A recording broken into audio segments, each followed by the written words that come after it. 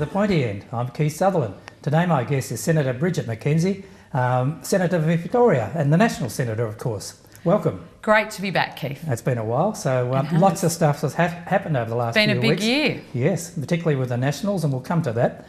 But the first thing was you were extremely outspoken with an interview I listened to on ABC Radio. You gave it absolute grueling in the Senate estimates. So fantastic, looking after regional Victoria, which is obviously part of your portfolio, looking after all us Victorians. But were you happy with the outcome and the questions and answers that I know you kept at him for trying to get a reply to some of those questions you did ask, but were you happy with the outcome of all that discussion or not? Look, the recent estimates questioning of Mark Scott is the last in a long litany of Mr Scott and my relationship, if you like, in terms of me absolutely taking it up to the ABC and asking why the $20 million investment in morning breakfast shows to go up against Kochie and Mel is a good use of taxpayers' dollar when out here in the regions we've seen radio station after radio station decreased in staffing, decreased investment over a long period of time. If you want to cast your mind back to a couple of years ago,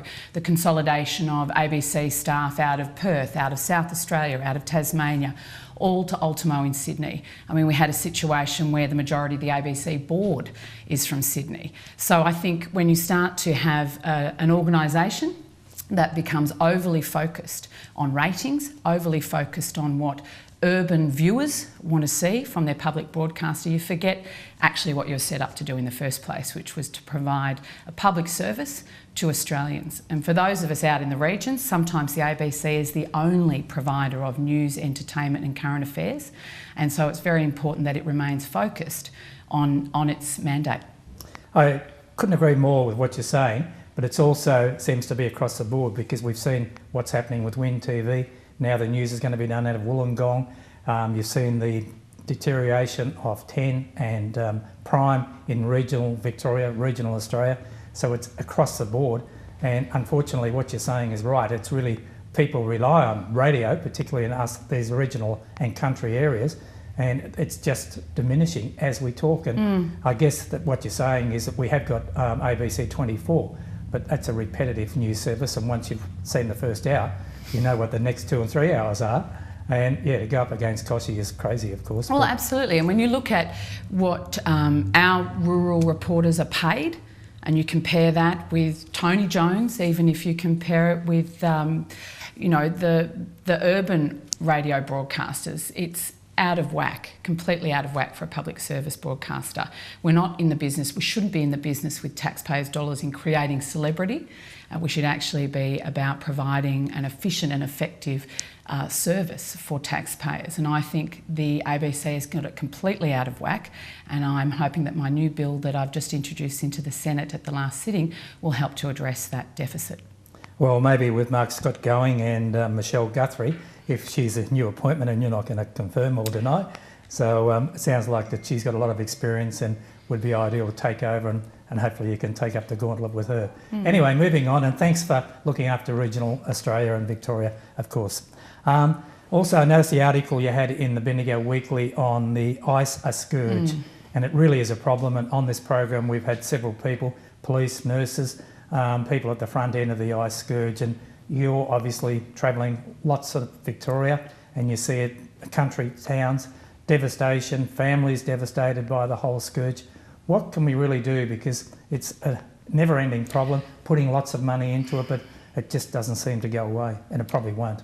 Well, and that's the reality. I think what we've tried to do is actually address both ends of the supply and demand issue with the scourge of ice. I first spoke about this in the Parliament in March 2014 after travelling around rural and regional Victoria with the Indigenous Affairs Minister at the time and hearing about the devastation not only in communities like Bendigo but particularly Indigenous communities up you know, in the Mallee, Robinvale, etc., and just the havoc it was wreaking on families, as you say, and also communities more broadly, sporting clubs and indeed employment. businesses were being affected as their young tradesmen weren't rocking up for work Monday after Monday after Monday, and spiralling down into that devastating impact that ICE can bring. So what the government did do on the back of a lot of rural and regional, in particular, senators and members across the parliament saying this is a problem in our country towns, was set up a task force with the Minister for Justice and the Minister for Assistant Health, who's also a national, Fiona Nash.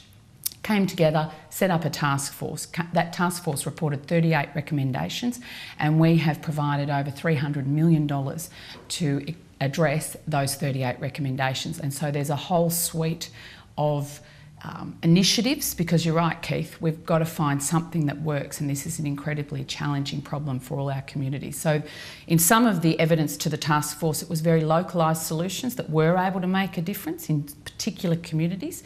And so there's 220 local drug action committees, if you like, set up that we're going to be providing money with to find local solutions and address it on the ground. We've also got money going into the Good Sports program. So here in Bendigo, the BFNL runs the Good Sports program out in our football and netball clubs. They're already talking about alcohol and drugs, but they're specifically going to be tasked now with some additional funds to address the ICE conversation, if you like, with their young charges, because it's those role models in your local footy club or netball club that can make a difference for young people's lives. Our Positive Choice website was launched last week, and we've even given some money to the Life Education van. Your listeners, your viewers might remember the van that would come to primary schools with the big giraffe. So that's now got an ICE program warning the upper primary school students about the dangers of ICE. We're also providing money to primary healthcare providers to sort of that front end. So we've tried to get a suite of initiatives that will tackle this issue. And it's not just the federal government that's got to deal with this, it's everybody's problem. And so we're looking forward to working closely with state governments, local governments, law enforcement agencies and so on, because we are internationally the largest per capita user of ICE in that world. Terrible. So we've got to do what we can, and hopefully we'll be assessing that over time and streamlining that over the forward estimates. I know that I interviewed Daniel Andrews one day when this came up, and he put some money into ICE as well, so it's great. And also noticed this week that Malcolm Turnbull suggested that 4% of money is lost and wasted in the GDP with mental health issues, and that's all part of the ICE epidemic and everything else. It's a lot of money that goes out of the system that we could be using for new hospitals and doing lots of other things. Absolutely. It's all of our problem, as you said, and I think it's great that there's bipartisanship around this issue, because it's not just going to be solved overnight. No. Now, moving on to the climate change. It's just finished last week to Paris, and lots of outcomes, and it was interesting to see, in my opinion, there's been a complete change of emphasis from the Turnbull government as opposed to the Abbott government. Tony Abbott didn't want wind farms, didn't want all these sorts of things. Now Malcolm Turnbull's embracing them and hoping the Climate Corporation will be able to fund some of these innovative things, because we all know that fossil fuels gets a lot of subsidies.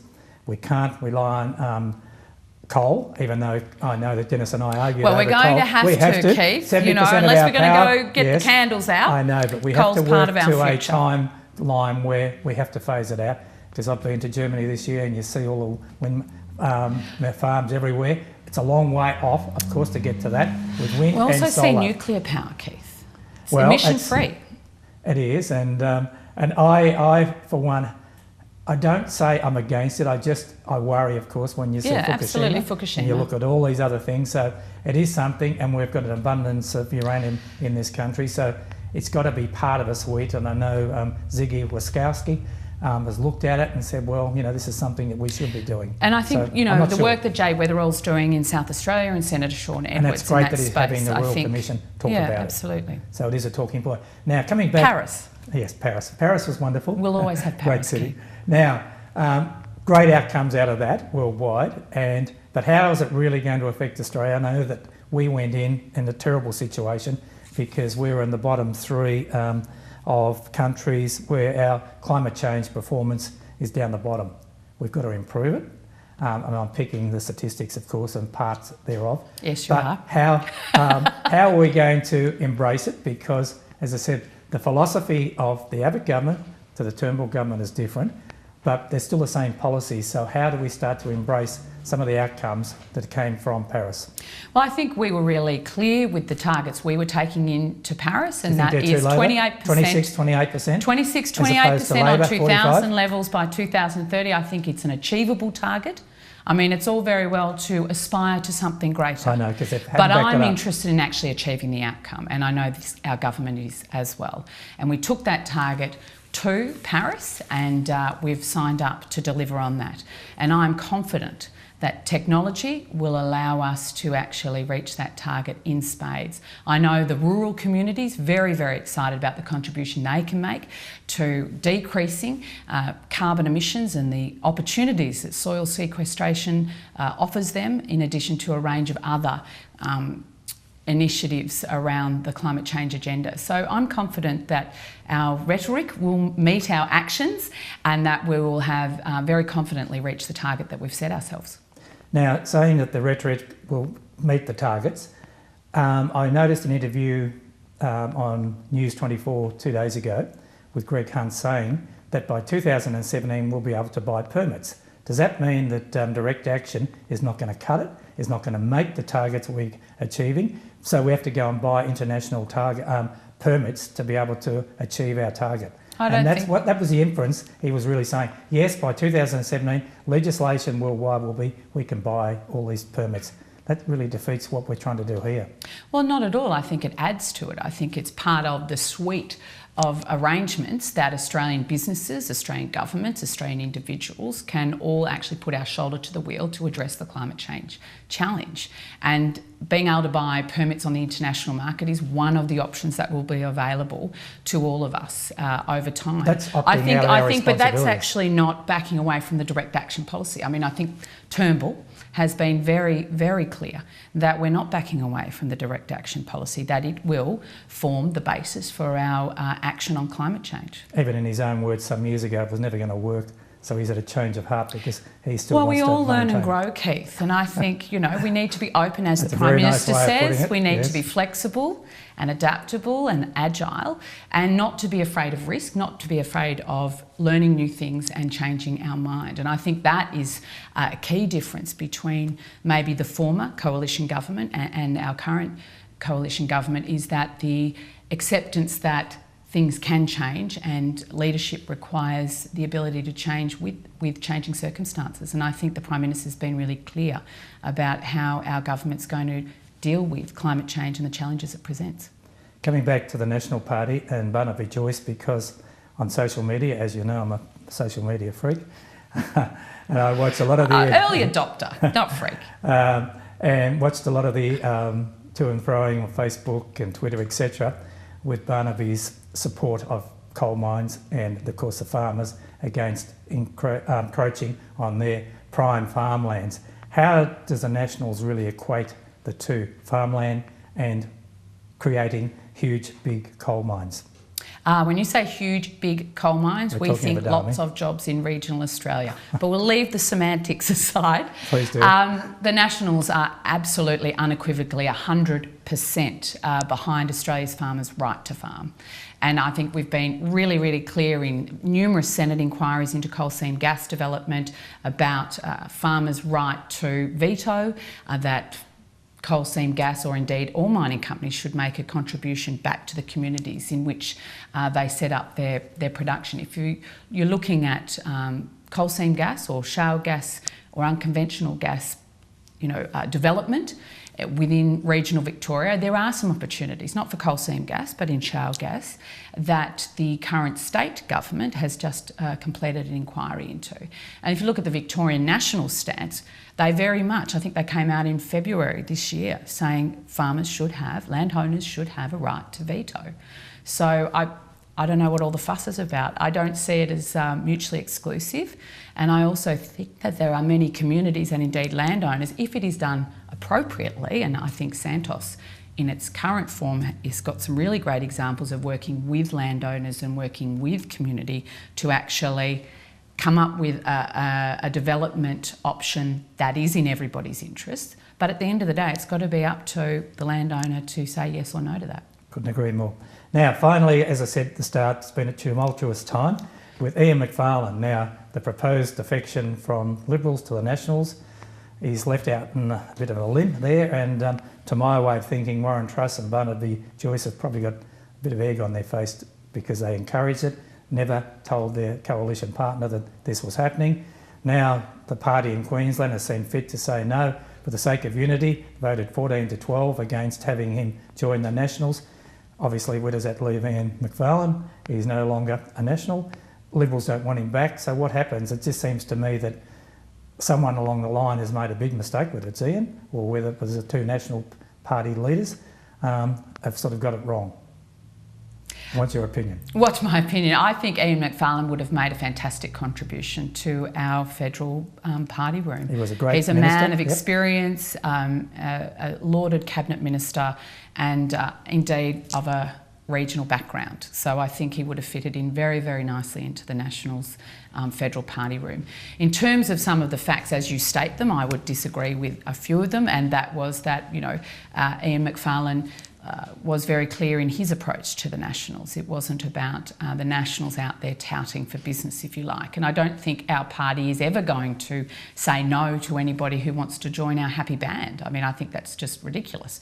Politics is about numbers and who has them and who doesn't. So if somebody puts their hands up, if Richard Di Natale tomorrow wants to come and sing Kumbaya with the federal Nationals, I say, come on in, Richard. Come on, let's solve this coal seam gas issues together. So can you sing it with him as well? Absolutely. I think there's a lot that Richard and I agree on, and you should stop trying to play cheap political points around coal seam gas politics. and get on board. That's politics. So I think Ian would have made a great contribution. His own Federal Electorate Council voted overwhelmingly Absolutely.